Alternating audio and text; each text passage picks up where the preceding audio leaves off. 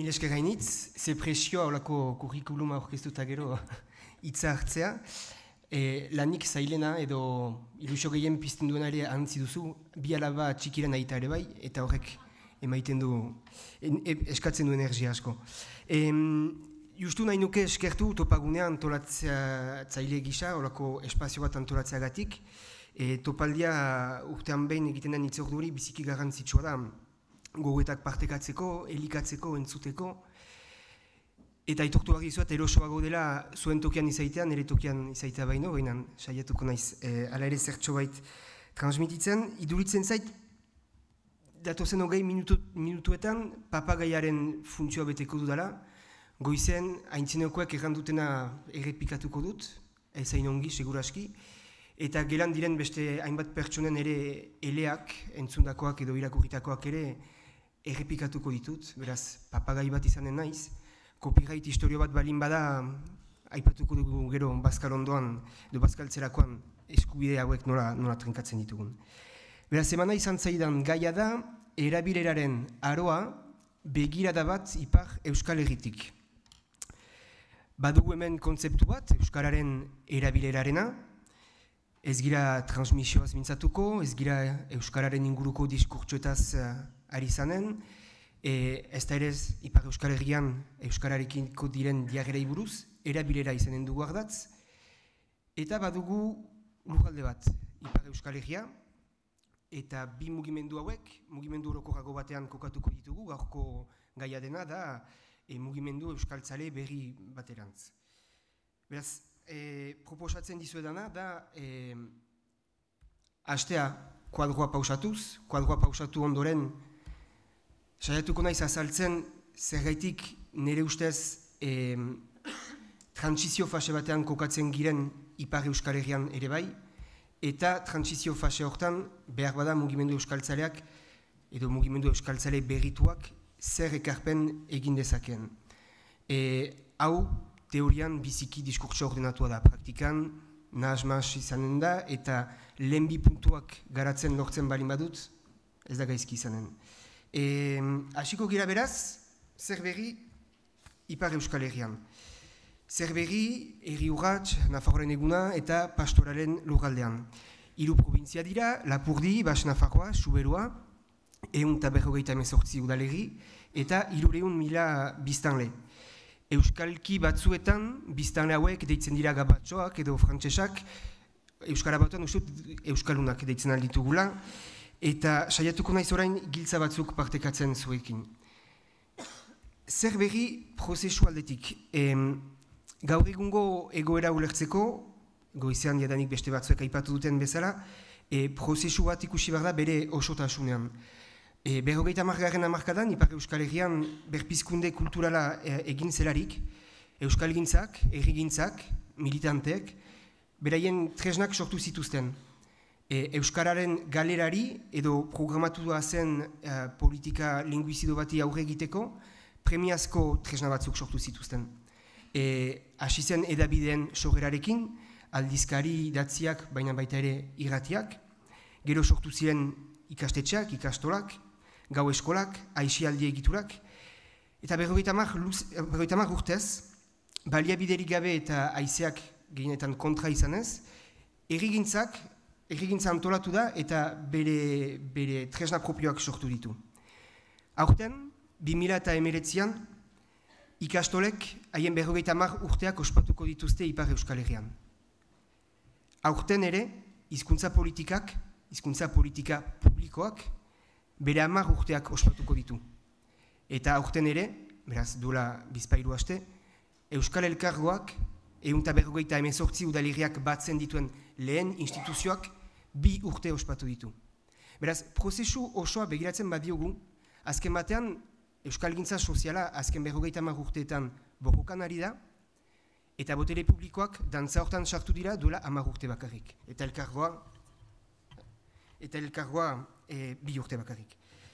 Hau da, nire ustez lehen gako importantea ulertzeko pixka bat nola kokatzen den Ipar Euskal Herria. Bigarren gako importantea, prozesu luze hortan, da Ipar Euskal Herrian, hemen existitzen diren bezala, ez ditugula Euskara, ez dela Euskara elkarterik. badira salbuespen batzuk, baina hemengo ereduari jarraikiz, ez da existitzen euskara elkarterik lurralde mailan antolatua hirietan edo herrietan. Hori uste dut ere, prozesua ulertzeko beste giltza interesgarria dela. Bigarren elementua da zer berri estatutu aldetik. Alde hortatik biziki fite joanen gira, deus ez badita intzinatu azken mende osoan. Euskara beti egoera alegal batean da Ipar Euskal Herrian. Ez da ilegala, baina ez da legala ere ez. Alegalitate egoera batean da, konstituzionalki frantses estatuak ez dio ezagupenik emaiten, Eurokarta ez da izenpetua eta de facto garatzen ditugun politika publiko guziak beti dira prefetaren, beraz, estatuaren legea aplikatzen duenaren mehatxupean eta boronate onaren gainean oinarritutako politika publikoak obratzen ditugu. Horrek badu ondorio biziki konkretu bat, da gure lurraldean euskara beti dela korapilo baten erdian. Ez da lehen gai sano bat. Beti da problematikoa euskararen inguruan lan egitea Ipar Euskal Herrian. Asko aipatzen dugu paradigma aldaketa eta kontsentsu sozial indartsu bat eraiki dela Ipar Euskal Herrian euskararen gaiarekin, bai, baina beti gira tolerantziaren muga hortan euskararen estatutuaren gatik. Urbildu edo kondu. Beraz, hortan gira, estatuturik gabeko hizkuntza bat, egoera hiperdiglosiko bat, eta hala ere lan egin behar dugu. Ezagutzaren aldetik, 2006an, azken inkesta soziolinguistikoa egin zelarik, zer esan gehien eman zuen datua zen, azkenean, 50 urteko prozesuaren ondotik, edo galtzaren ondotik, hiztun kopurua egonkortzen zela. 2011an, 51.000 hiztun ziren, 51.100, eta 5 urte berantago, 51.200. 5 urtez, 100 hiztun irabazi ditugu Ipar Euskal Herrian. Eta datu hori positibotzat jotzen alda, fatalitatea ez dela existitzen ziurtatzeko. Hemorragia gelditua da, odol ustea biziki garrantzitsua izan da, baina gutxienez badirudi hemorragi zerbait gelditua dela. Hau da analizaren lehen partea, horrein dator okerena. Beste perspektiba batetik begiratzen bali madugu, Ipar Euskal Herrian 20 urtez, 5.000 euskaldun, 5.000 euskalistun galdu ditugu 20 urtez. Eta berden boran 20 urtez, 39.000 erdaldun etorri dira kanpotik Euskal Herrira bizitzera, saldo migratorioa edo 39.000 erdaldun kanpotik irabazi ditugu. Beraz, kopuru absolutuetan egonkortzen den hori, eta satisfakzio puntu bat izan daitekena ere, proportzionalki kezkagarria da. Eta hor ikusten duzu grafikoan, 86an biztanleriaren 26% euskalduna zen, 20%era jautsi gira, eta konfederazioak egin zuen azken analizian, 2030an, olako hizkuntza politikarekin segitzen badugu, proportzio hori 15%era jautsiko da. Beraz, bada prozesu bat, abian dena Ipar Euskal Herrian, euskararen bizi berritzeko, berreskuratzeko eta bar, hizkuntza politika publikoak garatzen dira euskararen alde, baina beste hainbat politika publiko garatzen dira euskararen kontra, hirigintza besteak beste. Ipar Euskal Herrian, Ego Euskal Herrian ez bezala, adin piramidearen 2 puntetan kokatzen dira hiztun gehien, zaharrak eta gazteak. Eta erdian, badugu sakrifikatutako belaunaldi hori, etxean euskara eskuratu ez duena, baina bere seme alabei, edo alaba eta semeei, euskara transmititu nahi diena. Familia transmisioan sekulako galtzea izan da azken urteetan, eta hau giltza interesgarri bat da ere erabileraren gaia aztertzen dugularik.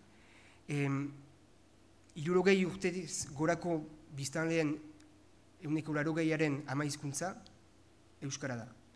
Eta 25 urtez behitikakoen ama hizkuntza euskara da, 25%aren,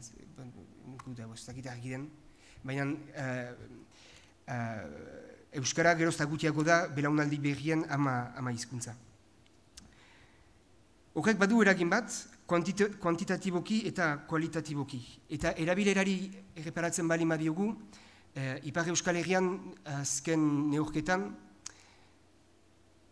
neurtaldi guzietan lortu den indizerik apalena neurtu da. Hau da, Euskararen erabilera elkarrizketen 5% baiziketzen sumatzen, eta adibide bat hartzearen Baionako hirian espainola gehiago entzuten da Euskara baino. Badira lehre seinale positiboak, Hego Euskal Herrian ez bezala, Euskara gehiago praktikatzen da ezagutza handiko eremuetan. Ipar Euskal Herri barnekaldean, Euskararen ezagutza handiagoa delarik, gehiago praktikatzen da. Okerrez banaiz, Hego Euskal Herrian gauzak ez dira aguntala. Beraz, hori guzia, erabileraren ulertzeko. Beste elementu interesgarri bat da, etorkizunean, eta mintzaldiaren bigarren partean hori garatzen saiatuko naiz, gazte belaunaldiak dute Euskararen giltza. Adinekoak desagertuko direlarik, Euskara naturalki etxan eskuratu dutenak desagertuko direlarik, Ipar Euskal Herriko biztanleria euskaldunenak gazteak izango dira. Eta adin piramidearen zolatik etorriko da aldaketa. Bai jakintzan, baina baita erabileran ere. Gaur egun ikusten dugu, interakzio batean aurrak badirelarik, Euskara 2 aldiz gehiago entzuten da Ipar Euskal Herrian. Aurrak kendu eta 2 aldiz gutiago entzuten da Euskara. Beraz, aurrak eta gazteak aldaketaren faktore edo motore izaiten ahalko dira. Beste hainbat puntu aipatzen ahalko genituzke, Euskararen inguruko jarrerak, Euskararen inguruko diskurtsoak, baina giltza hauek hola titau partekatu nahi nituen. Goizean aipatu da ezagutzaren unibertsalizazioa. Gu oraindik urrun gira, hortaz. Ipar Euskal Herrian biztanleriaren 80%ak ez daki oraindik Euskara. Baiona Angelu Miarritze hiri eremuan, aurren 80%ak ez du Euskara ikasten ez etxean, ez eskolan erez. Eta hiri eremu hortan kokatzen da, Ipar Euskal Herriko biztanleriaren 80%. Beraz, ez gira bat ere unibertsalizazioaren garaian, oraindik eremu sozial berriak irabazi beharko ditugu, irisgarritasun maila handiko diskurtsoak garatu beharko ditugu, erakargarriak izan beharko gira, nolaz ez, transmisio kanalak indartu beharko ditugu, eta landu beharko dugu instituzio publiko eta euskalgintzaren arteko konplizitate hori. Segur. Baina horrek ez du kentzen, hala ere, mugimendu guzi hori koherentzia emaiteko, erabileraren esparrua ere landu beharko dugula. Goizean, Jasonek aipatzen zuen bihotzaren metafora, guk gehiago aipatzen dugu inpaktatu eta konpaktatu terminoetan, baina inpaktatu, bai, biztanleriaren 80% hori erakarri beharko dugu Euskarara. Eta konpaktatu, trinkotu beharko dugu gure komunitatea.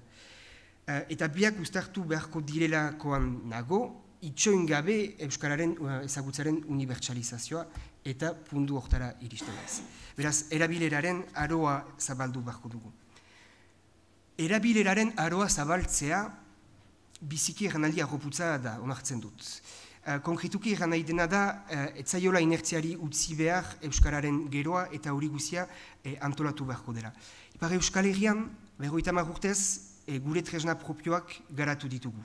Transmisio kanalak sortu ditugu, garatu ditugu eta kudeatu ditugu. Estatuak deseraiki duena, transmisio naturala, herriak berreraiki du. Eta beharrezkoa zen, premia bati erantzun behar zen.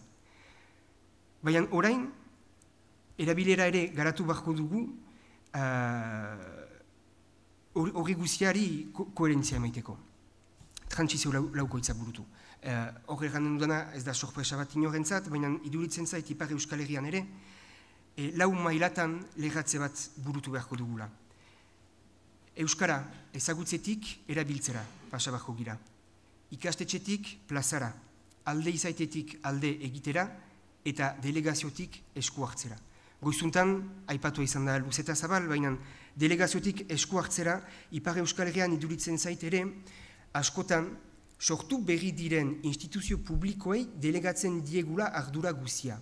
Gehienetan Parisetik kudeatutako instituzioei delegatzen diegu orain, berriki, Euskararen geroa. Eta segur izaten algira, Ipar Euskal Herrian, ezagutuz tradizio diakobinoa eta eriguzia, garatuko diren hizkuntza politika publikoak gure borroken intentsitatearen araberakoak izanen direla. Konbentzitua naiz bi zangoetan ibili behar girela, behar dela zango soziala eta instituzionala eraginkorrak izaiteko, baina argi da lehen urratsa zeinak eman behar duen. Lehen urratsaren tamainaren arabera iritsiko baita bigarrena. Lehen urratsa erabea baldin bada, ez dugu oldarrik izango bigarren urrats haundi bat egiteko. Lehen urratsa haundia baldin bada, hor sortutako oldagarekin, haundia izanen da. Beraz, delegaziotik esku hartzera pasabarko gira berriz, guk edo errigintzak kursora finkatuz edo maila finkatuz. Alde izatetik, alde egitera, luzaz Ipar Euskal Herrian ere, Euskararen alde gauza asko frantsesez egin baita, eta proaktibotasun hori lantzeko garaia delako ere bai. Ikastetxetik plazara, eta sorpresa bat, demorarik ez dut galduko hortan, mainan ikastetxeak ez daitezen enklabeak bihurtu Euskararentzat, eta gaur egun familiak jokatzen ez duen rol hori eskolak betetzea zerreitik ez, baina plazak ere beharko du jokatu rola handi bat, eta ezagutzatik erabilerara. Hortarako izan dugu ariketa sozial bat. Ariketa sozial hori Euskaraldia izan da, Euskaraldia intzin izan dira hainbat iniziatiba ere bai, eta Ipar Euskal Herrian BAM hiri ere mortan ere. Uste dut Euskaraldiari egiten alzaizkiola, nahitugun kritika guziak, baina gurean izan du funtsezko ekarpen bat, eta hau da Euskaraz bizitzeko ditugun korapiloak, zailtasunak edo mugak azaleratu dizkigula Ipar Euskal Herrian. Errana dugu, mende erdi batez tresnak garatu ditugu, transmisio kanalak sortu ditugu, alfabetatu gira, ni bezalako familia erdaldunetan seme alabak euskaldundu dira, mirako hiru batzuk sortu ditugu eta hau kristona da, baina orainik korapilok baditugu. Euskaldunak gira, baina oraindik ogia euskaraz erosten ez dakigu. Teknikoki bai, badakigu aldetzen, baina korapiloz beteak gira, erdaldun baten aintzinan, gure lehen hitzak euskaraz emaiteko. Ez ezagun baten aintzinan bai, baina baita ere etxe barnean. Gure bikotean ere, euskaraz delarik gure hasierako hizkuntza, sekulako zailtasunak ditugu pasatzeko beste hizkuntzara. Beraz, hor badira gauza asko sortzeko, eta Euskaraldiak kontzientzia hartze hori bideratu du. Bai Ipar Euskal Herri kostaldean, urbanizatuan, frantsesean, baina baita ere barnekaldean, euskaldunagoa eta ruralagoa dena. Mintzatzen ginerarik barnekaldeko lagunekin, erraiten ziguten Euskaraldia etzela haientzako ariketa. Hau hirietako ariketa bat da. Bazekitela haien hirian, herrian, herri txikian, norrekin euskaraz ari izan eta norrekin ez. Ados. Eta zerraitik frantses hiztun batekin ez ginatezke euskaraz ari izango. Eta baigorritik ateratzean, gure herri txikitik ateratzean, zer hizkuntz portaera dugu. Eta berdemoran entzuten ginuen, hirietako jendea erraten, hirietan euskara ezin da praktikatu. Ez da aukerarik. Debaldetako litzateke lehen hitzak edo eustea, edo elkarrizketa elebidunak plantan emaitea. Horrek balio du bai egualdearentzat edo herri euskaldunentzat, baina guran ez du balio. Azkenean, fede txarroren gibelan gordetzen dena da, bakotxak kontzientzia hartu duela, zer zailtasun pertsonal, baina baita kolektibo ere genituen, euskaraz bizitzeko. Eta hori biziki erregai interesgarria da etorkizunerako. Pentsarazten dit, bodystorming ariketari. Brainstorming da burumunak pentsatzen dularik. Bodystorming da gorputza erabiltzen dugularik pentsatzeko. Hor, ez ezagun baten aintzinan plantatzen girelarik eta lehenitzak euskaraz emaiten ditugularik, gure gorputza osoa emozioekin jokoan sartzen da. Euskarari eusten diogularik edo elkarrizketa elebidun bat esperimentatzen dugularik, gure gorputza osoa dantzan sartzen da. Eta hau biziki interesgarria da. Frantses estatuan, elbarrituen elkarteak, Association Paralysée de France, urtero barometro bat osatzen du. Galdetzen die milaka herritarrei, izan elbarrituak edo ez, jartzea gurpildun aulki batean, eta hirien irisgarritasuna neurtzea. Autobus batera igo, administrazio batean sartu, itxuarena egin, eta barometro bat osatzen dute. Eta barometro horrekin sailkapen bat egiten dute, eta frantses estatuko irisgarrienak sailkatzen dituzte. Baina importantena ez da hori. Importantena da milaka herritarrek egin duten desmartxa hori. Milaka herritar azkenan ohartzen dira ze zaila den elbarritu gisa gure hirian bizitzea, euskaldun gisa ere bizi dugun bezala, gogoeta hori hartzen dute, eta gero, horren aldatzeko neurri ausartak hartzeko prest dira, izan elbarritu edo ez. Beraz, pixka bat, aspektu emozional hori interesgarria iduritzen zait, eta aldaketa nagusi baten atarian gorretzen girela iduritzen zait. Hirugarren puntua da, erabileraren aroa zabaltzarekin, euskaltzaletasunaren kutsu errebeldea berreskuratu behar dugula. Badakit orain erranen dudana zalantzagarria dela eta pixka bat hausten duela beti eraiki nahi dugun kontsentsu sozial edo adostasun printzipioarekin. Baina uste dut euskararen erabileraren apostua egiten dugun momentutik, Ipar Euskal Herrian behintzat, norma berri bat eraikitzen hasten girela. Eta norma berri hori eraikitzea importantea da, euskararen ezagutzaren unibertsialitate hori lortu aintzin ere. Erabileraren apostu egiten dugularik, auto hori asumitzen dugularik, lehen hitzak eta ondokoak euskaraz emaiten ditugularik, erabakitzen dugu, Ipar Euskal Herriko euskaldun gisa, ez girela gehiago bigarren mailako hiztunak. Eta hor, gibelean, bada desobedientzia puntu txiki bat, niretzat behintzat erakargarria dena biziki. 15, 18, 20 urte genituelarik, guretzat euskaltzale izaitea zen abertzale deskafeinatu bat izaitea edo. Guk baginituen beste borroka askoz nobleagoak. Internazionalismoa, iragutza, eraikuntza nazionala, feminismoa, 5 minutu.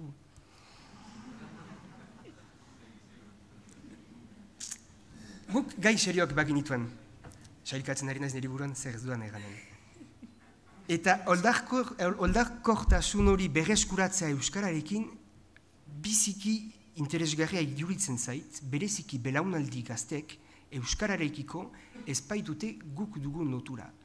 Oroitzen naiz 5 urte nituelarik, ikastuen aldeko manifestazioak matrakaz eta lakrimogen gasekin bukatzen zirela. Gaur egun gazteak ez dute ber harremana, ber konfliktibitatea euskararekin, baina euskaltzaletasunari kutsu hori berriz emaiten badiogu, iduritzen zait beste logika bat ere elikatzen ari girela. Gaztean aitatxia matxientzat, eskoletan euskara etzen debekatua. Aintzineko belaunaldientzat, bai. Eta hor burura etortzen zait Jonek goizean aipatzen zuena, eta behar da alderantzizkoa errango nuke, iduritzen zait Ipar Euskal Herrian, gazte sektore ameslarienean euskararekin sekulan baino konektatuagoak direla. Eta hau ikusten dudalarik, sekulako esperantza iturria da. Euskal Herria zuzenan festivalean, guk, 18 urte geniturarik, gure norma frantsesa zen. Eta ez ginen ere zalantzan emaiten batzutan euskara sartzea. Herri mugimenduetan norma frantsesa zen. Iraultza, hilaginen frantsez mintzatzen ginen, punto final. Etzen beste gauzarik. Aintzina gazte mugimenduak ere euskararekin duen harremana eta ere maiten duen kanpaina edo bizitoki edo gaztetxe edo amankomunak sare antikapitalista edo kultur sorkuntzan gertatzen ari dena gaur egun, iduritzen zait gazteria inoiz baino konektatuagoa izanen dela euskararekin.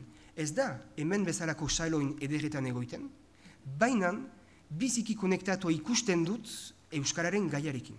Eta lehen aipatua izan den aiei espazioa ustearena, nik osoki bat egiten dut teoria horrekin, eta optimista naiz, labur egiteko. Beraz, belaunaldi berriak gidari, eta hirugarren puntua ez dugu jorratuko, adin piramidearekin horretzen bali magira, gazte belaunaldia izanen da euskararen zama espalda gainan izanen duena, eta beraz, bera izan behar da, gidari prozesu hortan. Ez da erresa izanen haientzat, baina haien aitatxe amatxientzat ikastola bat sortzea etzen erresa izan. Beraz, lortuko dute, gure aitatxe amatxiek ere lortu duten bezala. Hori egan eta ez nuke belaunaldien arteko lehia batean sartu nahi, gaur egungo gazteek ez dute, aintzinekoek baino, obeago edo txarrago eginen dute haiena. Importantea iduritzen zaidana, haiei mezu bat sumeki helarazten albadiegu, da ez mugatu kudeatzerat aintzinekoek sortu dituzten tresnak. Zuen tresna propioak asmatu. Zuen aintzinekoek sekulako tresna politak sortu dituzte. Ados. Haien ondorengoek tresnauek garatu dituzte. Ados. Zuek zuenak sortu. Ez izan kudeatzaileak. Hemen 8 urtetan ez gira kudeatzaileak izan behar. Hau, utzi behar dugu ni bezalako zaharrei. Eta parentesia batekin bukatzen dut, eta parentesia izanen da konklusioa. Uste baitut, ez dut idatzi hori, beraz zaila da asmatzea, baina Euskararen berreskuratzearen bataila zaila izanen dela bataila hori irabaztea, ez balin badugu ekintzailetzaren edo militantziaren bataila berriz irabazten. Saietuko naiz geratzen. Beti ari gira erraiten militantzia Ipar Euskal Herrian ere, krisian dela, gaurko gazteak individualistak direla, gaurko jendarteak likidoagoak direla eta lenguak solidoagoak, akuntadoz naiz, baina iduritzen zait beti analizatzen dugula euskalgintza pesimismoaren beta aurrekoekin Ipar Euskal Herriko sektore batzuetan. Eta militantzia ez da hainbeste desagertu, militantzia aldatzen ari da. Eta guk ezagutu duguna, behar bada edo gure aintzinekoak ezagutu dutena, gaur egun desberdina da. Eta beti hartzen ditugu adibide batzuk, eta beti adibide hauei begira emaiten gira, eta hau da simptomatikoena. Uztaritzen, 50 urtez, besta bat eginda, Lapurtarren biltzara. Piskat, Baztandarren biltzararen antzekoa. Eta Baztandarren biltzara bezala, pasaden urtean, krisi bat gertatu da Lapurtarren biltzarrean. Eta Lapurtarren biltzara desagertu da. Baina desagertu den urte berdinean, Uztaritzeko dantzataldeak bere 30 urteak ospatu ditu. Eta 30 urteak ospatzeko, 130 herritar mobilizatu dituzte, 8 hilabetez, kabalkada bat osoki muntatzeko euskaraz. Eta kabalkada hori bi aldiz eman dute. 2500 pertsona hor bildu dira. Eta hor sortu dute sekulako proiektu bat. Eta kabalkada horren sortzeko behar izan duten energiaren euneko bata eman bazuten Lapurtarren biltzarren alde, Lapurtarren biltzarra berriz joiten zen. Baina nire neguziak buruan atxigitzen du Lapurtarren biltzarra desagertu dira. Herri mugimendua eta militantzia ez da desagertzen ari, desplazatzen ari da. Eta desplazatzen ari da, nire ustez, sobera kudeaketara ere bai. Bigarren adibide bat hartuko dut, 5 urte nitularik 5 ikastola zeuden Ipar Euskal Herrian. 5 urte, 5 ikastola, 36 urte, 36 ikastola. 36 ikastola kudeatu behar dira. Ikastola batean bada besta batzordea, euskaraz bizi batzordea, sintxuketa edo obra batzordea, apainketa batzordea, bulegoa, administrazio kontseilua. Hau ez da militantzia? Badira, eundaka guraso, egunero, ari direnak lanean, 36 ikastolatan, duela 30 urte, 5 ikastola ziren.